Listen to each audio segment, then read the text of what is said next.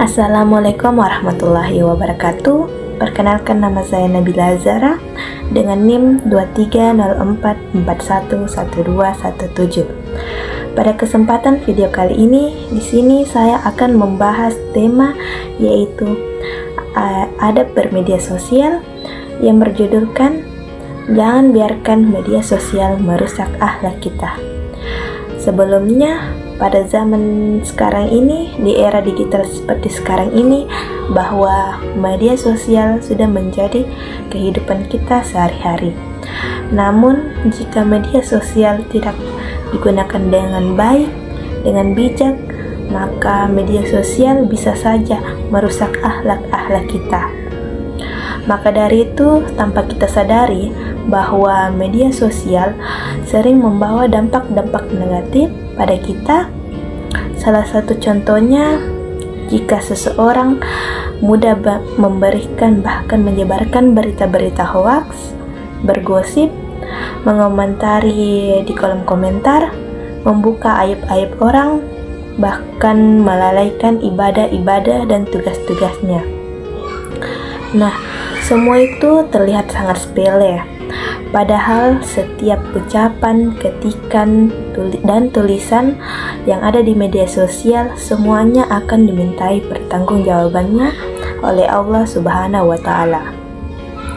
Allah Subhanahu wa Ta'ala berfirman dalam Quran surah Al-Hujurat yang ayat 6 yang berbunyi, Bismillahirrahmanirrahim. Ya hayyuhallazina amanu in ja'akum fasiqun binaba'in fatabayyana un tuzibu qauman bijahalatin fatazabaru ala ma fa'altum nadimin.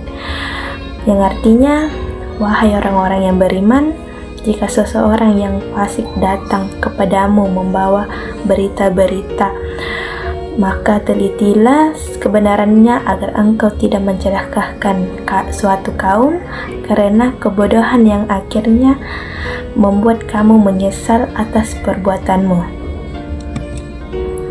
Rasulullah Shallallahu Alaihi Wasallam bersabda, barang siapa yang beriman kepada Allah dan hari akhir, maka hendaklah ia berkata baik atau diam.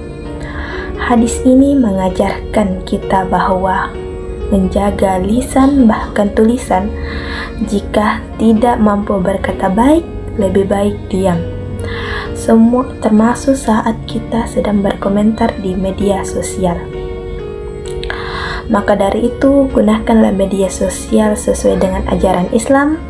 Cek kebenaran informasi hoaks, cek kebenaran informasi yang sebelum kita membagikannya. Jangan menyebarkan hoaks atau aib-aib orang lain. Maka itu gunakanlah kata-kata yang sopan dan tidak menyakiti perasaan orang lain.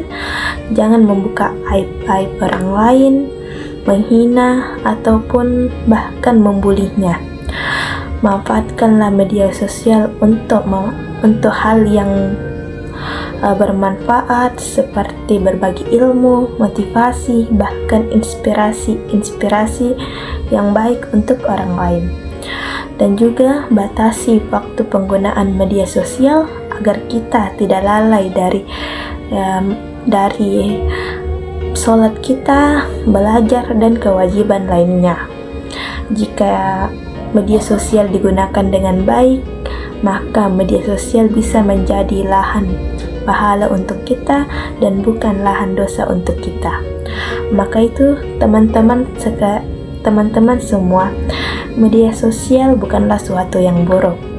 Yang menentukan baik dan buruknya media sosial yaitu bagaimana kita menggunakannya. Mari kita jadikan media sosial sebagai sarana menyebarkan ilmu, kebaikan, bahkan inspirasi untuk kita semua.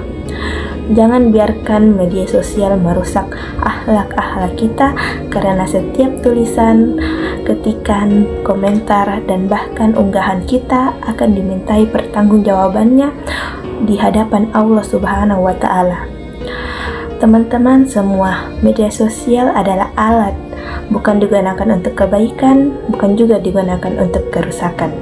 Setiap jejak digital akan dimintai pertanggungjawabannya di hadapan Allah Subhanahu wa Ta'ala. Semoga kita semua menjadi generasi-generasi Islam yang bijak menggunakan bermedia sosial dan bisa memanfaatkan inspirasi yang baik untuk kita semua. Mungkin itu saja dari saya. Jika ada salah kata, bahkan salah ucapan dari saya, mohon dimaafkan. Wassalamualaikum warahmatullahi wabarakatuh.